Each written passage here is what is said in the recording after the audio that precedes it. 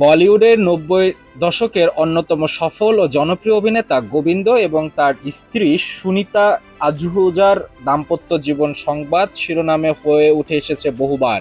বিশেষ করে বিভিন্ন সময় একাধিক সহ অভিনেত্রীর সঙ্গে গোবিন্দর প্রেমের সম্পর্ক ও পরক্রিয়া নিয়ে সুনিতার খোলাখুলি বক্তব্য বিনোদন পাড়ায় আলোচনার জন্ম দিয়েছে।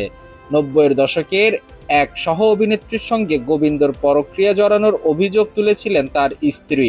দীর্ঘদিন পর এসব গুঞ্জন ও স্ত্রীর মন্তব্যের জবাবে অবশেষে ভারতীয় সংবাদ সংস্থা এএনআই এর কাছে মুখ খুলেছেন এই বলিউড তারকা।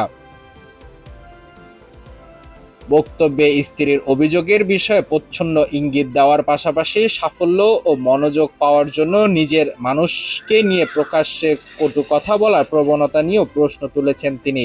সাক্ষাৎকারে গোবিন্দ স্বীকার করেন যে সুনিতা অতীতেও তার বিরুদ্ধে এ ধরনের কথা বলেছেন।